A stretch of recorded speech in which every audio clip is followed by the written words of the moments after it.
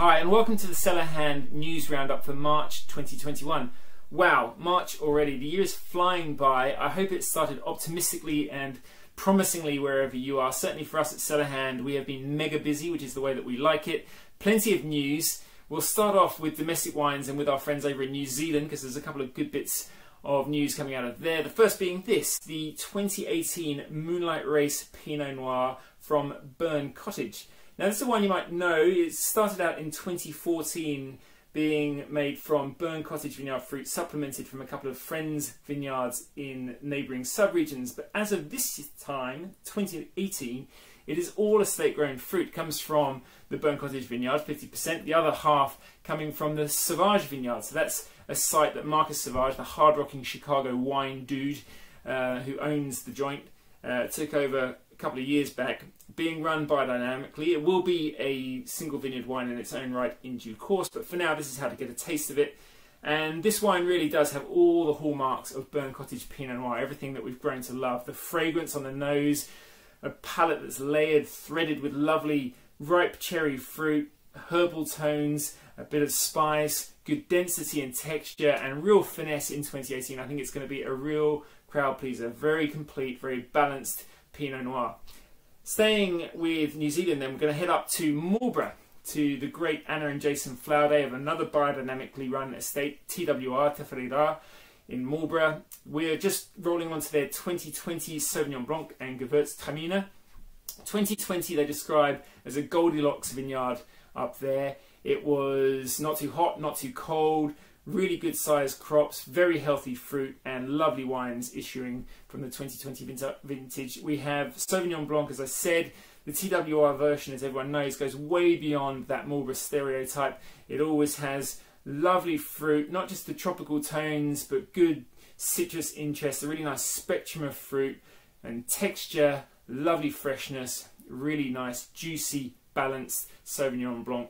Also the Gewürztraminer, of course, those old 1979 planted Gewürztraminer vines are part of what attracted Anna and Jason to this site in the first place.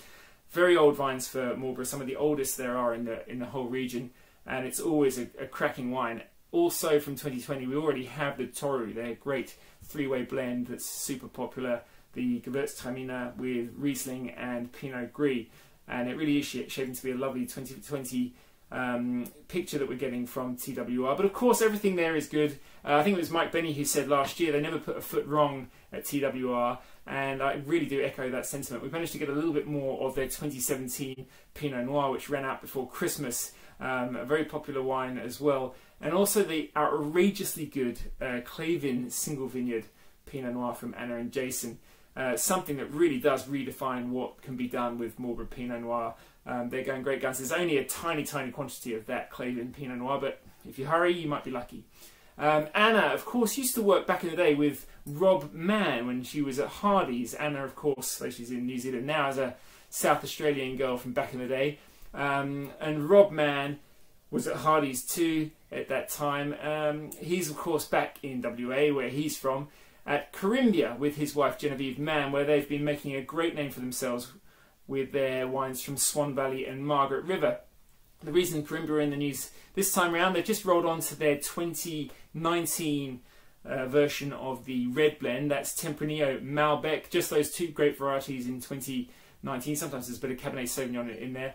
But the wine just released in 2019 has garnered great reviews already. Erin Larkin from Halliday Wine Companion showering it with 95 points worth of praise. Gary Walsh at Winefront also loved it.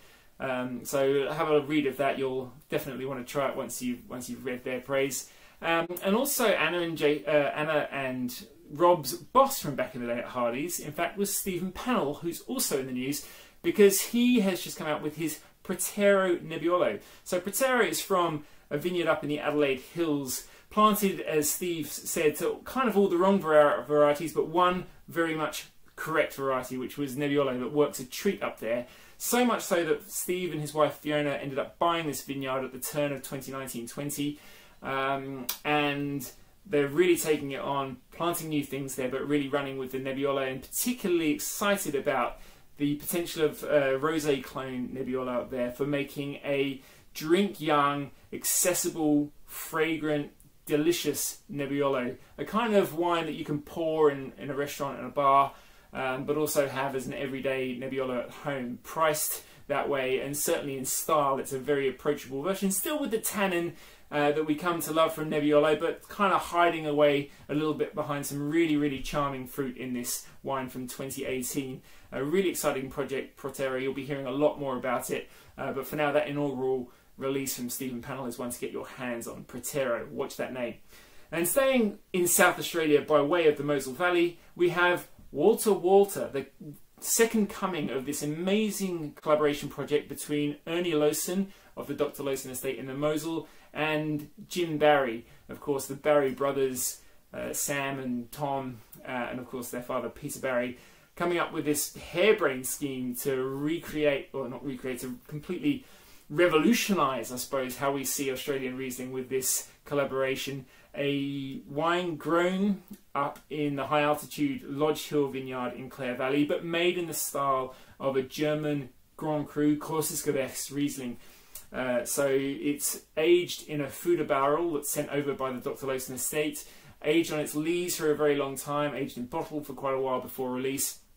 The inaugural release was from 2017, and it caused a massive splash. It's like nothing ever in Clare before, is what they said about it. It got rave reviews from everyone. It really was a standout wine. We now have the 2018 available. Comes in a lovely wooden box, very nicely presented.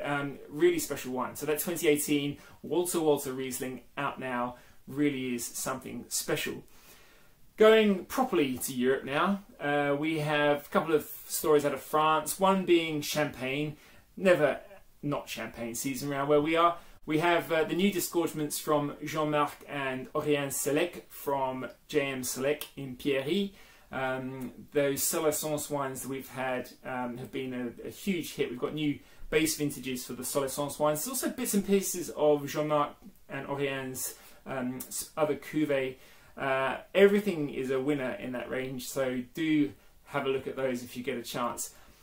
Staying in France, but heading a bit further south, to the southern Rhone in fact, we are really shining a light on Pierre Amadieu. Probably a bit of an under-the-radar grower within our portfolio, but one that really is sensational value for money, but also hugely universal in its appeal. I mean, that helps that it comes from Grenache, grown in a climate that Grenache loves. Grenache often, obviously, a very approachable variety in terms of its sort of fruit spectrum. Nice, soft, juicy wines from the Rhone Valley. There's a reason why Côte de Rhône is so universally appealing. We're just rolling to the 2018 version of their Roule Pierre Côte de Rhône Red. Of course, we now do a white Côte de Rhône as well, and the rosé one from the Pierre Amadieu family. And we're also just shining a bit more of a light on the other stuff that they do, because they've got vineyards in the villages of Vinsobre, Gigondas and Queyranne. All of these Grenache dominant wines, a bit of Syrah in there, there's a bit of Mourvèdre as well in the Queyranne. Everything that Amadieu, really good value, so it's a lovely way to go and explore those parts of the southern Rhone. And it's worth mentioning too that the vineyards there are pretty high altitude and all with cooler exposures, so although you have that lovely warmth to ripen the grapes to a point where they've got really nice juicy generosity, there's also really nice herbal garrigue kind of characters there, spice, earthiness and graphite-y minerality too. So there's a lot to enjoy, as I said, at a very good price with those Pierre Amadieu wines.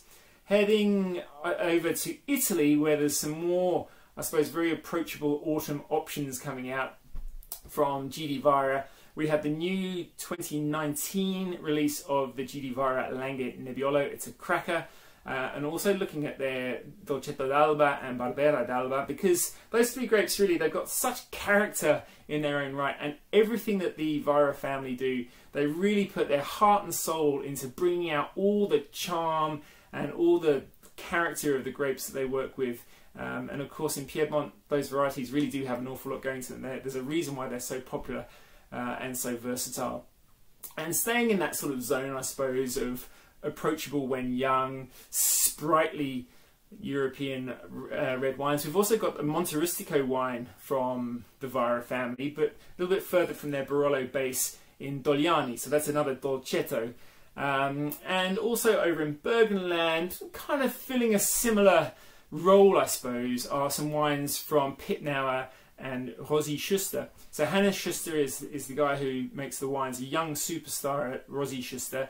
He's got a wine called Aus den Dörfern, from the villages essentially. A blend that kind of is his picture of the region through the prism of Zweigelt, or Rotburger as he calls it, Blaufränkisch and St. Laurent, the holy trinity of indigenous red grapes from Austria. It's a really, really lovely wine. And Pitnauer, we're just having a look at his Zweigelt this time round. A really nicely priced, approachable red wine from that grape variety. And then, last but not least, Pinot Noir. We've got it from France, we've got it from Germany. We're looking at Jean Tardy from Vosne Romanée. His wines from Vosne, from Nuit Saint-Georges, and from Chambon-Musigny. There's a bit of Gevrey as well. So yeah, a few different things. Red Burgundy, great grower. 2017 kind of got a bit overlooked because they probably arrived around the time that COVID was starting to cause some immense problems. But 2017 was a lovely vintage. And we have actually sold a lot of the wines from Jean Tardy, but there's a little bit of everything left. And it's well worth a second look. We've included some reviews there from Jasper Morris, the Burgundy expert, who really obviously has a handle on everything. So the Jean Tardy wines through a bit of Jasper's lens is definitely a good thing to look at. And also with plenty of experience with Pinot Noir is, of course, James Halliday. And we're featuring his take on the Bernhard Huber estate in Baden. Bernhard Huber has long been regarded as the estate which is at the forefront of the German Spätburgunder movement, the Pinot Noir evolution over in Germany. Really is #1 producer there. Bernhard himself actually passed away in 2014. It's his son Julian who now makes the wines with the help of his assistant Ikem Wiehauser. They are fantastic. James Halliday had a look at the 2013 and 2015 last year. So some museum wines that are travelling really, really well. So we thought you might like to read up on them. We've also got a bit of 16 wines from Huber. If you haven't already discovered those wines, you really must. If you have, it's time to really have another look at them because they're travelling beautifully. They age really nicely and they are very, very special Pinot Noir. So that's the news this month. As I said, I'm with this Moonlight race from Burn Cottage. I will wish you the very best for a happy March and a very happy autumn. From all of us at CellarHand, you can read more about the wines at www.cellarhand.store. Take care.